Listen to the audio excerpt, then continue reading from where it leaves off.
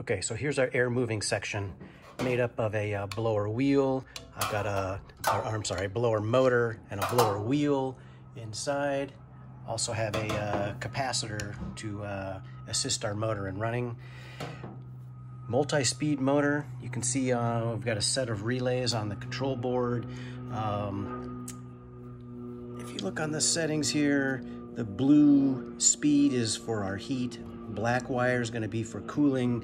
Red is going to be on a second relay. That's going to be just our fan switch. When you turn the fan switch on the thermostat, it will run the motor on the low speed, which is red wiring.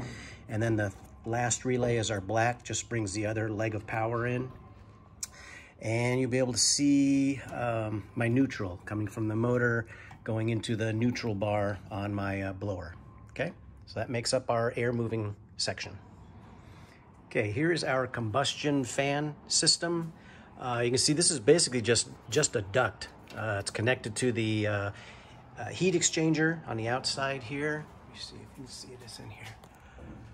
Here's our heat exchanger system.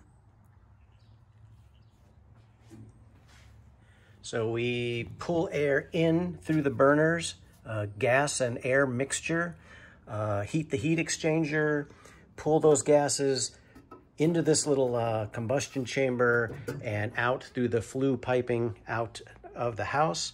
And we do that with this small blower system, just a little 120 volt motor, very small blower wheel.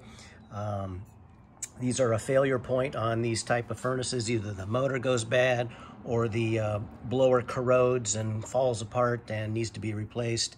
But as you can see, it just pops right in,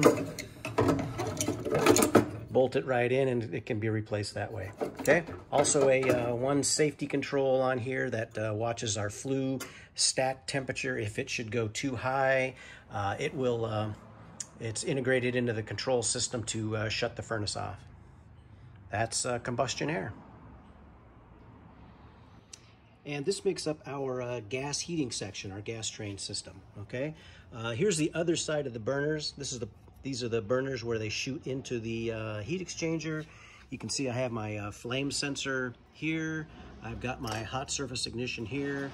120 volts makes that glow nice red orange.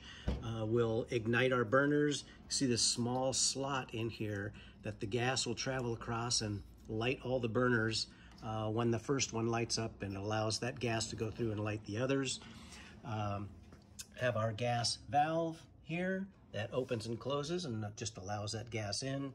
Control system, thermostat wires come into this point. I've got a 3 amp fuse on our control board.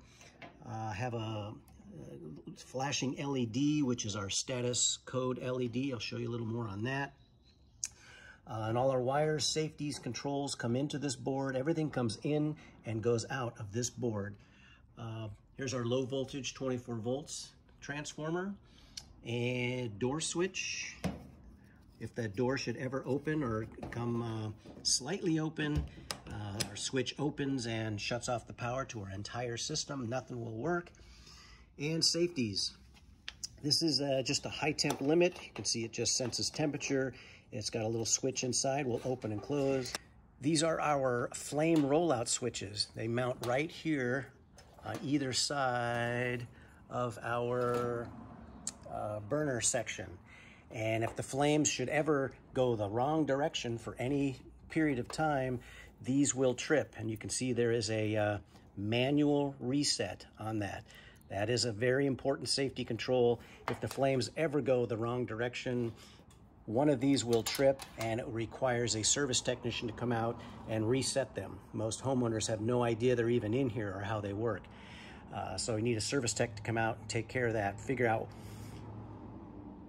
why the gases are going the wrong direction. That's a very, very important safety problem in this furnace, and that's why they are manual reset.